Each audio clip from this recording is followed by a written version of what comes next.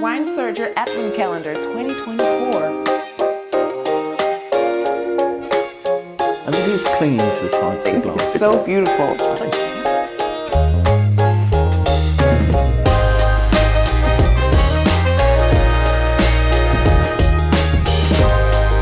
Hey everyone, welcome back to day 18 of Wine Surger Advent Calendar 2024, Wines of the Americas. Today we have a Chilean red. Yep. This is the only Chilean red, but it's the second Chilean wine that we have. Second Chilean wine, yep. So this is the Vik Milla Cala. Vintage on this is 2021, so this is from the Cachapoal Valley. And actually this is it has a very similar blend to the wine we tried as a rosé, the Piu Belle. Beautiful, the beautiful rosé. So yes, we've got a blend here of 68% Cabernet Sauvignon, 16% Carménère, 7% Syrah, 5% Merlot, and 4% of Cabernet Franc. Fortunately, all of that is in the booklet for you, so we don't have to remember that. It is. And I mean, a really interesting winery. Vik, very new. Evidently, the owners, Alex and Carrie Vik, only set out to find the right place to put their winery in 2004. And so they spent 2 years researching the terroirs of various bits of Chile and started planting in 2006. And it's quite an ambitious project because they've got something like 327 hectares of vines planted. That's a lot of vines. Yeah. And in 2007, to follow up, they had a competition to find an architect to build their winery. So there's a fabulous winery there, state-of-the-art winery. I think there's a hotel and a visitor centre and everything else. So if you want to visit, it's all very highly reputed. But that competition was won by somebody called, evidently an architect called Chilean won this. And the winery, I'm told, looks like sort of a white wing floating above the earth. Incredible. There's an awful lot of ambition here to produce really high quality Chilean wine in the Cachapoal Valley where this comes from. So I'm noticing here that it has a 95-point score. That is a pretty amazing score. And also, we've had another 95 score, which was Californian. So what can we expect? I'll be interested to see how this compares, because obviously there's scores from different critics, and critics don't always completely align. But this should be absolutely typically Chilean. I mean, so it's a blend of Cabernet Sauvignon, as I say, with a certain amount of Carménère, this variety that is the Chileans specialise in. So it should have its own character. I'm looking at the wine and I'm thinking that's a deep, dark wine. This is concentrated.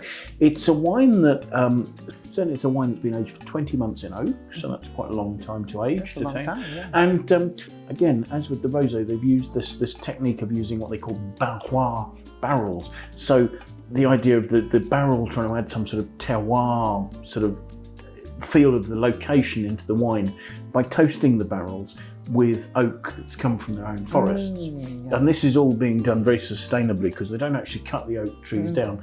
They only use oak for toasting that has fallen naturally. So it really is, I feel, taken to extremes in that situation. But that's supposed to give the feel of the place, and it should be more pronounced here, because if you remember rightly with the rosé we looked at, that was only a small proportion of the wine spent a little bit of time in barrel. This has spent plenty of time in barrel, so it should have contributed more to the end result. So you mentioned before that critics are different; they have different opinions. There's always going to be different opinions. Exactly. So the scores could be different depending on who it is. But this critic is named Patricio Tapia. Yeah, he's a South American wine critic. So he's somebody who's working in the area, and I think Patricio. Very often the scores we see for Patricio are from wines made in tiny amounts that almost never make their way out of Chile. Wow. So he really gets to taste absolutely everything. So he's an expert in the area. He's a regional expert who I really quite trust for South American wines. So I guess we should try it and see what we think. Absolutely, I'm excited about this. It has a beautiful deep colour. Yeah, I mean it's almost a sort of an inky ruby colour there. Again, it loses very little colour to the rim. There's that sort of red-purple rim. I almost don't have to swirl it before it's creating tears on the side of the glass there. If I look down through the glass to try and see the stem, I can't. It's completely opaque. The alcohol is 14%. 14%. Okay, so you know, we'd expect it to be reasonably viscous. Let's see what we make of the aroma, shall we? Let's try it. It's quite a deep richness, isn't it? Very, very. Whereas I'm thinking back to the aperture that we tasted, that had a lifted black curranty note. This is much more rich, deep, dark boysenberry or loganberry or blackberry or that sort of. There's an intensity to it, isn't there?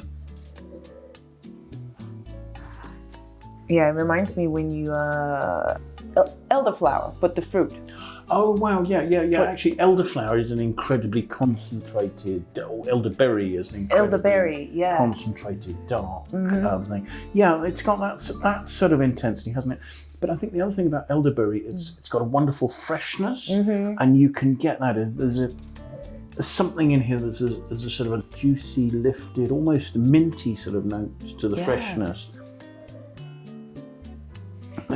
There is a lovely definition to the aromas. I do like those indeed. So let's have a taste, shall we? It stands out.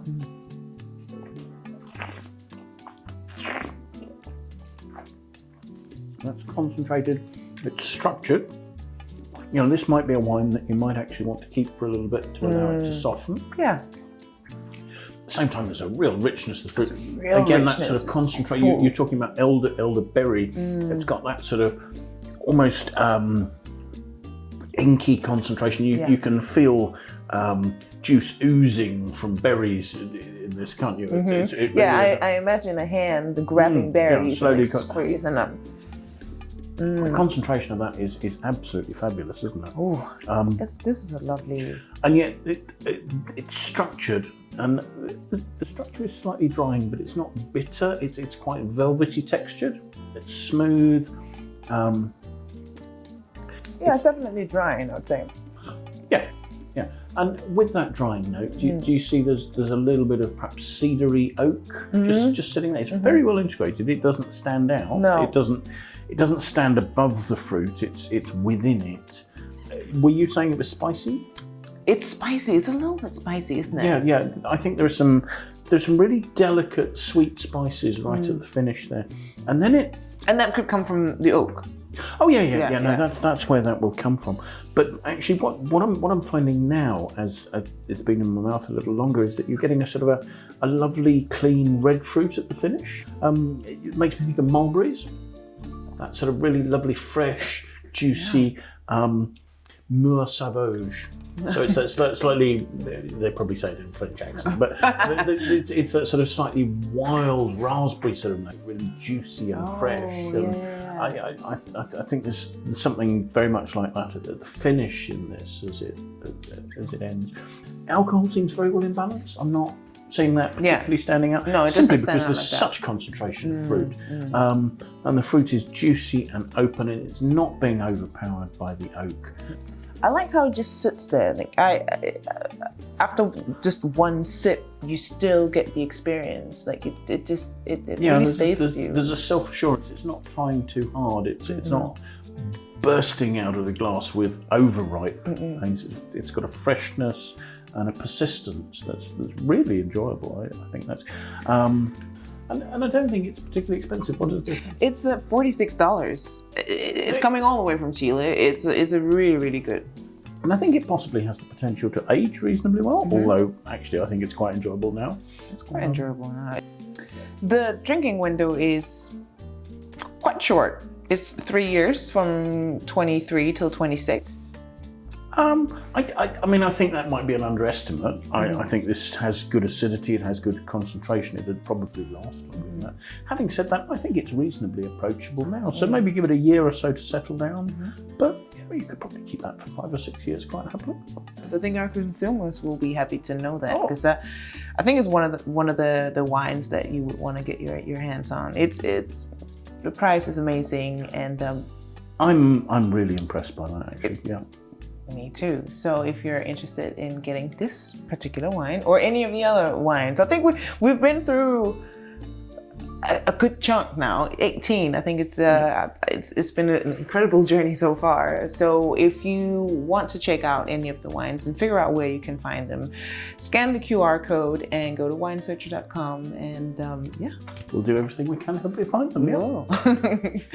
Thank you again for watching. We'll be back again tomorrow with day 19. Super.